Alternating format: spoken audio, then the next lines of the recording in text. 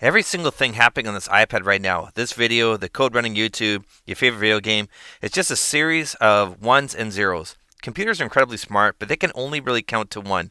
So how does a computer take a normal number, like for example 45, and see, a sequence of ones and zeros? So in this video, I'm going to show you how to convert binary into decimal and decimal into binary. So the first thing I got for you is a binary number right now. So I have the number 101101.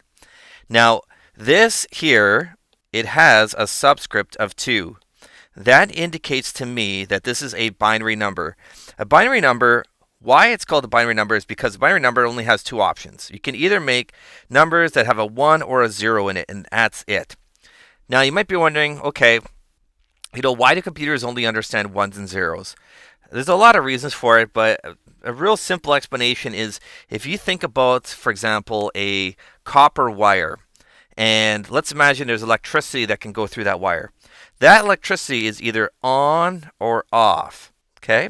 So computers are a bunch of transistors and capacitors and electronics, stuff like that, right? And if you really break it down, it's just a lot of wires, essentially, right?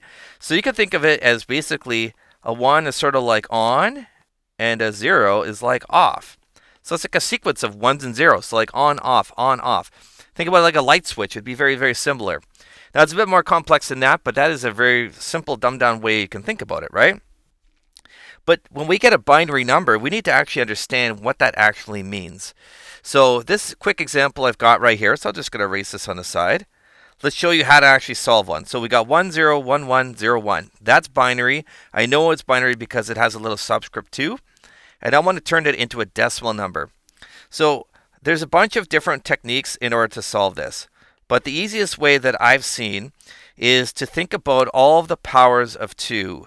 And you can write them underneath, or you can sort of memorize them however you want. But here's what you're going to do. You're going to put a 1 right here underneath the first one, then a 2, then a 4, then an 8, 16, and then 32. These are basically the placeholders for binary. So anytime you see a 1, you're essentially going to add that number, and it'll help you to convert this into decimal. So in this particular example, this will work out to be 32 plus, there's no 16, so there's 1 8, and then there's 1 4, there's no 2s, and there's 1 1. So if you add those together, you're going to get 32 plus 8 is 40, plus 4, and then a 1 is going to be 45, and that's base 10. Okay? And that's it. So there's different ways of doing this. I've seen it done with exponents before, but this is probably the easiest way possible. So let's just do another quick one here. So let's say I've got this number here. Okay? And I want to convert that into decimal. So what I'm going to do is underneath it, I'm going to list these numbers.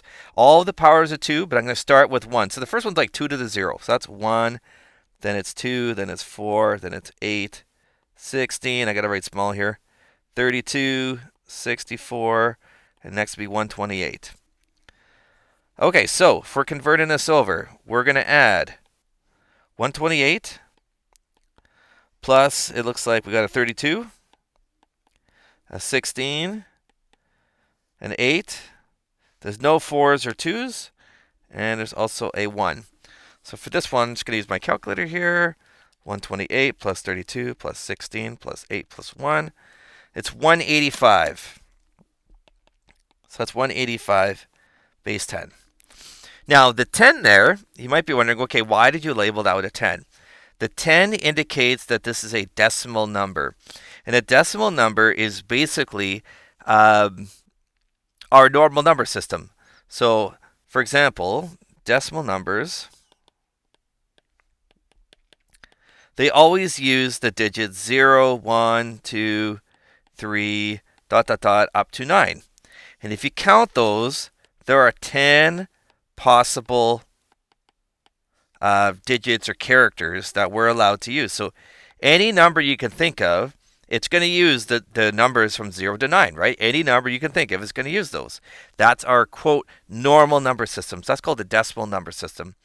So when we convert binary into decimal, we should definitely use subscripts to label and make sure we know which system we're working with. The big one really is with the binary numbers. So if I had a number like this, for example, like that, do I know that's binary 101, or is it the number 101, right? They're very different things. 101 is not the same as 101, right? So you need to indicate which system you're working with, because there is overlap between the systems, right? We can make 101 with decimal and we can make 101 with binary, and they're very different things. So having subscripts is very, very important. Okay, now let's go ahead and do another example here. So what I want to do now is we're going to go decimal into binary now. Do decimal to binary. All right, so we got an example I'm going to give you here. So we want to convert the number 53, that's a decimal, into binary. So how we're going to do this, it's a little different than going from binary to decimal. So going from decimal to binary, what you want to do is basically keep dividing by 2. So the first thing we're going to do is take this 53, and we're going to divide this by 2. And when you divide by 2, you have to think back to, like, when you're in elementary, you're doing division, and you had to figure out remainders of things. That's what we're going to be doing. We have to get remainders. So when we divide this by 2, when you divide it by 2, you get 26, and there's a decimal there. Okay, so we have to figure out what the remainder is in this case. Remainder. So the remainder in this scenario, 2 times 26 is actually 52, so there must have been 1 left over. So when you're going to binary, it's kind of easy actually. You just divide by 2. Anytime there's a decimal, the remainder will be 1. And if there's no decimal, there's a remainder of 0. Okay, so we got the first one done. Now we're going to carry this 26 down. We're going to divide by 2 again. If we divide by 2 again, it goes and it gives you 13.